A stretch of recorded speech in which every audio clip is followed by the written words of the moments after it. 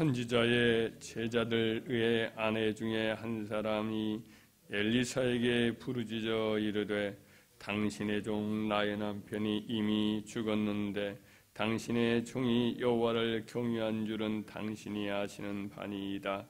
이제 빚준 사람이 와서 나의 두 아이를 데려가 그의 종을 삼고자 하나이다 하니 엘리사가 그에게 이르되 내가 너를 위하여 어떻게 하랴? 네 집에 무엇이 있는지 내게 말하라. 그가 이르되 계집종의 집에 기름 한 그릇 외에는 아무것도 없나이다 하니 이르되 너는 밖에 나가서 모든 이웃에게 그릇을 빌리라. 빈 그릇을 빌리되 조금 빌리지 말고 너는 내 두 아들과 함께 들어가서 문을 닫고 그 모든 그릇에 기름을 부어서 차는 대로 옮겨 놓으라 하니라. 여인이 물러가서 그의 두 아들과 함께 문을 닫은 후에 그들은 그릇을 그에게로 가져오고 그는 부었더니 그릇에 다 찬지라. 여인이 아들에게 이르되 또 그릇을 내게로 가져오라 하니 아들이 이르되 다른 그릇이 없나이다 하니 기름이 곧 그쳤더라. 그 여인이 하나님의 사람에게 나아가서 말하니 그가 이르되 너는 가서 기름을 팔아 빚을 갚고 남은 것으로 너와 내 두 아들이 생활하라 하였더라. 아멘. 우리는 종종 이제 하나님께서 영혼 구원과 같은 영적인 일에만 관여하시고 우리가 먹고 사는 문제들, 아이들 교육하는 문제들, 혹은 우리들이 살고 있는 공동체의 어떤 문제들, 정치 문제들 이런 것들은 하나님은 관여하지 않으실 것이다라고 생각할 때가 있습니다. 주님의 성령께서 영혼 구원의 문제나 하나님 나라의 일과 같은 큰 일만 관여하시고 개인의 사생활이나 마음의 감정이나 사람들의 인간관계나 소소한 경제 문제에는 전혀 관여하지 않는 것으로 생각하곤 합니다. 하지만 하나님께서는 자기 백성의 모든 삶에 대해서 관여하시고 성령께서 자기 백성의 모든 경제적인 문제, 어떤 자질구레한 일상의 삶에도 관심을 갖고 자상하게 관여하신다라는 점을 우리는 받아들여야 합니다. 오늘 본문의 말씀에 보면 엘리사 선지자의 선지사역 초기에 있었던 일인데 그 문화에 있었던 선지자 생도의 아내가 갑자기 찾아와서 이렇게 비통한 목소리로 부르짖지요. 당신의 종 나의 남편이 이미 죽었는데 당신의 종이 여호와를 경외한 줄은 당신이 아시는 바니이다. 이제 빚준 사람이 와서 나의 두 아이를 데려가 그의 종을 삼고자 하나이다. 빚을 지게 되면 그 당시 흔하게 있었던 일이죠. 갑자기 이제 선지자가 이제 이런 일을 당하니까 선지자도 좀 난감할 수도 있었을 것입니다. 그러나 선지자는 그 여인의 간절한 소청을 듣고 이렇게 대답하여 주었습니다. 내가 너를 위해서 무엇을 하랴? 네 집에 무엇이 있는지 내게 말하라. 그러자 여인이 대답하기를 계집종의 집에 그릇 한 그릇 기름 한 그릇 외에는 아무것도 없나이다 라고 대답을 했습니다. 그래서 선지자가 너는 밖에 나가서 모든 이웃에게 그릇을 빌리라. 빈 그릇을 빌리되 조금 빌리지 말고 너는 내 두 아들과 함께 들어가서 문을 닫고 그 모든 그릇에 기름을 부어서 차는 대로 옮겨 놓으라 라고 했습니다. 그 말대로 순종해서 했어요. 그랬더니 가져온 그릇마다 기름이 가득 차는 기적이 일어났습니다. 그 여인이 다시 선지자가 와서 일어난 기적에 관해서 말하니까 선지자는 이야기를 하기를 너는 가서 기름을 팔아 빚을 갚고 남은 것으로 너와 내 두 아들이 생활하라 이렇게 가르쳐 주었습니다. 우리 하나님은 그 과부의 곤고한 형편을 다 하시고 그 빚을 갚기에 족한 기름을 부어주시고 그 위에 이제 그녀와 그 두 아들이 생활을 할 수 있을 만큼의 풍부한 양의 기름을 더해 주셔서 그 과부와 두 아들이 이제 먹고 살기에 부족함이 없도록 그렇게 베풀어 주셨습니다. 이로써 하나님을 경외한 선지자 생도의 이제 남은 가족들의 생활을 하나님이 진히 개입을 해주시고 책임져 주시고 이제 먹고 살기에는 부족함이 없도록 이렇게 채워 주신 것이지. 우리 주님께서도 이 땅에 오셔서 그런 일들을 많이 하셨습니다. 영혼 구원의 문제만을 다루신 그렇게 하신 것이 아니라 삶의 문제에 대해서도 우리 하나님의 관심을 가지고 그들의 삶에 개입을 하신 것을 여러 차례 볼 수가 있지요. 마태복음 17장 24절에 보면 예수님이 기이한 이적을 행하신 것을 볼 수가 있는데 가버나움에 계실 때예요. 그때 성전세를 받으러 다는 관리가 있었던 것 같습니다. 옛날부터 하나님이 모세 율법에 의해서 하나님의 성전을 위해서 이제 반세기를 내라고 했습니다. 그리고 반세기는 하나님의 성전을 수리하는 일이라든지 이런 일에 쓰도록 그렇게 모든 사람이 걷도록 했는데 부자라고 더 내지 말고 가난하다고 적게 내지 말아라. 이렇게 말씀을 하고 꼭 반세기일씩 이렇게 거두라고 그렇게 하셨는데 예수님 당시에도 그런 일을 계속해서 이제 지속이 되었던 것 같습니다. 그가 이제 베드로에게 와서 이렇게 묻습니다. 너희 선생은 반세기를 내지 아니하느냐?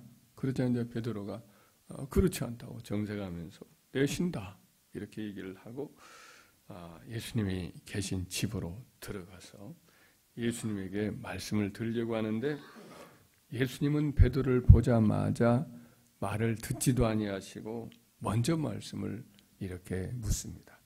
시몬아, 네 생각은 어떠하냐? 세상 임금들이 누구에게 관세와 국세를 받느냐? 자기 아들에게냐? 타인에게냐? 베드로가 있는 그대로 타인에게니이다. 예수님이 대답을 합니다. 그렇다면 아들들은 세를 면하리라. 그러나 우리가 그들이 실족하지 않게 하기 위하여 네가 바다에 가서 낚시를 던져 먼저 오르는 고기를 가져 입을 열면 돈 한 세겔을 얻을 것이니 가져다가 나와 너를 위하여 주라.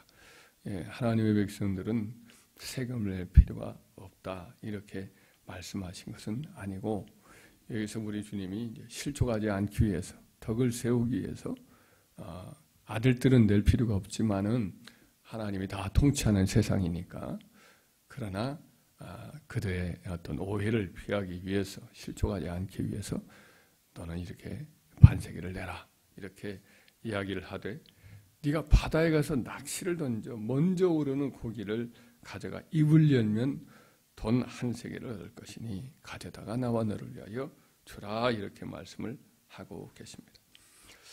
주님은 우리 모든 사람의 대화를 다 듣고 계셔요. 문 안에 계셨는데 대문 밖에서 일어난 베드로와 그 성전세를 받아다니는 세무공무원하고 나눈 대화를 우리 예수님이 아시는 겁니다. 말하기도 전에 미리 말씀을 하시죠. 우리 주님은 모든 것을 다 보고 계시고 듣고 계시고 심중에 있는 우리 생각까지도 다 알고 계시는 분이에요. 우리 감정의 아픔이나 기쁨이나 눌림이나 불안함이나 이런 평안함 다 우리 주님이 알고 계시고 느끼고 계시는 거죠. 우리의 어떤 물질 문제도 심지어 세금 문제도 알고 계시고 해결해 주시고 우리 예수님 자신이 지상의 육신을 입고 있을 동안에도 덕을 세기 위해서 이렇게 세금을 내실 것을 보이셨어요. 반세겔씩 두 사람 몫을 내기 위해서 바다의 물고기를 낚시로 잡아 올릴 때에 그 물고기가 이제 반세겔 동전이 이렇게 갈릴리 바다에 많이 있겠지요. 그것을 또 물어가지고 가져오도록 하는 걸 봐요. 하나님이 우리 주님께서는 모든 어떤 생물로 다 주관을 하시는 거예요. 물고기 베드로가 그물을 던졌을 때 다 숨어있던 물고기가 쫙 모여와서 베드로의 물고기에 그 그물에 다 차기도 하고 큰 고래를 예비하기도 하고 때로는 또 북이스라엘 왕국 시대에 나라가 망했고 율법도 안 지키고 이방인들이 와 있으니까 사자들 어디서 불러와가지고 사람들을 막 물게도 하시고 하나님이 다 이렇게 행하는 일들을 동물들까지도 다 주관을 하시는 모습을 보게 됩니다. 그래서 필요한 만큼의 도움들을 하나님은 자연세계를 통해서도 동물들을 통해서도 여러 모양으로 이렇게 우리를 이렇게 공급해 주시는 것을 보게 되지. 그 외에도 참 많죠. 오병의 기적도 그러한 거지요. 배고픈 이들을 위해서 우리 주님이 영적인 거 다 채워주셨어요. 병도 고쳐주셨어요. 그러나 또 돌아갈 때 기진할까 봐 우리 주님은 그들을 위해서 물고기 2마리와 보리떡 5개를 가지고 12바가니가 넘도록 다 남도록 다 배불리 먹고도 그렇게 남게 하시는 거죠. 그래서 성령님, 우리 주님의 영, 그래서 지금도 마찬가지 우리들의 부엌도 살펴보시고 우리들의 지갑도 살펴보시고 뭐가 필요한지 또 뭐가 더 있어야 할지 이런 것도 다 살펴보시고 채워주시고 기억나는 게 하여튼 조지 밀러 목사님의 그 고아의 아버지 이분의 일기를 보면 그런 대목이 참 많이 나옵니다.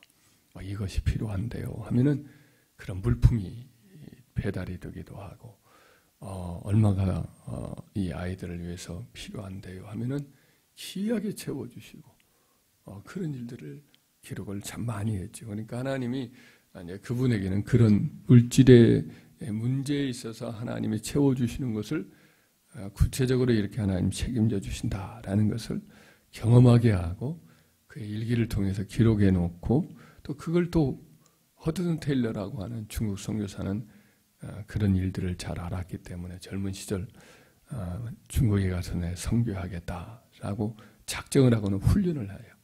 훈련을 해서 소년이 시절에 혼자 이제 지내면서 중국 선교를 나가기 위해서 미리 그걸 훈련하는데 하나님 그 훈련을 따라 다 기도만은 듣고 응답해 주시는 것을 경험을 하게 하죠. 사람에게 손 벌리지 않고 조지 밀러 목사님도 한 번도 사람에게 손 벌리지 않고 하나님께 구해서 다 채워주셨어요. 수천 명을 고아들을 먹이는 일을 경험을 했죠. 그걸 이제 알려졌기 때문에 허드슨 테일러도 중국 선교를 할 때 선교단체에 손을 벌리지 아니하고 사람들에게 호소하지 않고 하나님께만 간절히 기도했더니 자기 동료 선교사님의 이런 분들도 다 채워주는 것을 경험을 했지요. 그래서 지금도 하나님은 살아계셔서 주의 백성들의 모든 쓸 것을 아시고 구하기 전에 있어야 할 것도 아시고 머리카락까지 다 세신 바 되어서 우리의 모든 필요를 채워주시고 계시지요. 우리의 모든 경제적인 문제를 아주 자상하게 이렇게 살피시고 돌봐주시는 분이 바로 우리 주님이십니다. 그리고 우리가 우리의 삶을 지금도 돌아보고 계시니까 어떠한 문제를 만나든지 하나님께 맡기고 하나님 앞에 우리의 물질의 문제도 고하여서 주의 도우심을 이렇게 체험하고 간증하고 믿음으로 평안하게 살아가고 우리 자녀들 기르기에 부족함이 없는 저와 여러분 되기를 주의 이름으로 축원합니다.